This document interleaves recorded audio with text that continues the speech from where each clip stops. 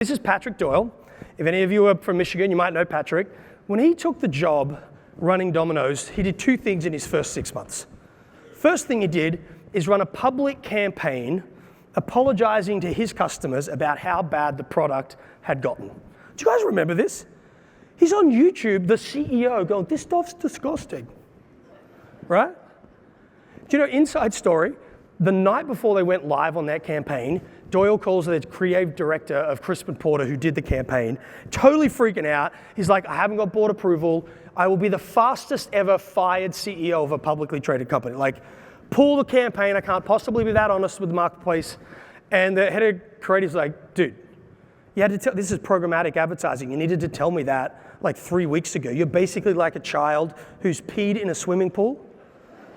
You're never getting it back, right? Like, it's just there, right?" And so they run the campaign, one of the most successful campaigns in history. But while he's doing the external campaign, which is, "Hey, we're going to fix the product, sorry about that," he's talking to his internal stakeholders, including the franchise owners, the corporate franchise groups, the company-owned stores, of which there weren't many, and all these internal team members. And he said, "Hey, we're going to fix the product. But the true future of our category will not come down to the product. The product will be easy. It will come down to the experience we wrap that product in. And in our case, that is about eliminating all of the friction that comes between I'm hungry and I'm fed." And he says that's a technology problem, not a food problem. And he said from this point on, this is 2010, right? From this point on, we will be known as a technology company that happens to sell food. And they got pretty darn good, don't you think, at like eliminating the friction? Like at one point, you know, the first innovation was an app that actually told you what you were doing. The second was you could walk past Alexa and say, "Hey, Alexa, launch Domino's. Hey, Domino's, I'll take my usual." That's the total amount of friction required to solve that problem. You can now do that in a car using the apps that are all built in the infotainment systems or whatever. At one point, they even let you tweet, "Hey, Domino's, I'm hungry." And they would cross-reference your Twitter handle with their internal CRM and activate the order to the customer they thought most likely to have tweeted the request. Turned out to be a dumb idea, by the way. A whole bunch of people got pizza they didn't actually want. But they're getting Twitter to talk to their CRM. Most organizations can't get their CRM to talk to their CRM. So like, come on, this is like progress, you know? And as a result of that, they won a whole new generation of customers, by the way. And they grew actually at their peak 131x. Now they were valued as a tech company, so that's kind of come back to ground a little bit. But here's why that's interesting. In 2010, that market had already been consolidated. There were 3 major players that dominated 50% of the market, and Domino's was number 2. So the upside for growth wasn't going to come from leverage and arbitrage and things like that. Would it be fair to say it was a price-sensitive industry, yes or no? Yeah, you can do that pizza for $7.99. I'll do it for $6.99. I'll give you 44 gallons of Coke to wash it down. All the consumer trends were against them, all of them, right? Number one, people weren't looking for unhealthy food. We were moving towards healthier options. 2, DoorDash, Postmates, Uber Eats all happened in that decade, allowing you to basically get food from anyone you wanted. And they grew 131 as the second largest player. And by the way, there are no barriers to entry. Anyone with an Uber account and an oven could take you on in the local market.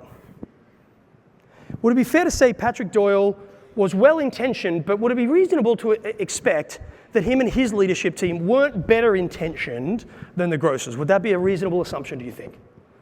I would say so. I didn't think he was more pure soul. Well, he's from Michigan, maybe, I don't know. Would it be fair to say he had access to capital, but not so much more capital than the big retailers? So he had the same access. Would that be a fair? And I bet you, I've got 3 people working with me over here. The rest are like, "Just tell us, kangaroo boy, come on," right? Like, we're on the same team, by the way. 3, I don't think he had access to any genius insights that nobody else had access to. Well-intentioned, well-capitalized, well-informed, well-intentioned, well-capitalized, well-informed, destroyed value, created value, transformed the consumer, let's call it the member experience, failed to transform the member experience, transform the member experience. That tells me it's not about money, And it's not necessarily about strategy that differentiates the organizations that take change and disruption and turn it into opportunity from the ones that don't. It tells me there's something else going on, and 25 years doing nothing but studying that has taught me one thing. Here's what it is. Organizations do not transform. Leaders do. It is a human process, because it turns out the strategy is easy. It turns out finding great partners like Valera is easy. It turns out getting yourself to accept the fact that you have to change is hard. It's a psychological journey first, strategic second. For those of you taking photos, I will send you the slides. Deal? No worries. There's nothing so groundbreaking on there anyway that I'm so afraid you're going to steal it. I'll give it to you, all right?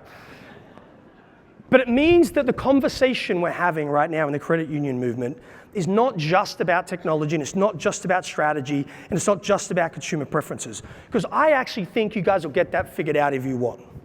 I think the true conversation for the credit union movement right now is embracing a psychology of accepting the world has changed, developing a new set of beliefs and assumptions about the member and about the value we bring that are based on the world as it's going to be, not the world as it has been before. Being willing, even though I know there's a bit of a story of two cities in the credit union movement, but even the credit unions are doing incredibly well, being willing to fix what isn't broke and have a truly future-oriented, progress-driven ambition at the center of what they do, and are capable of aligning their own teams and boards to execute on that. That's what I think the conversation is. And I think that's a psychological conversation primarily.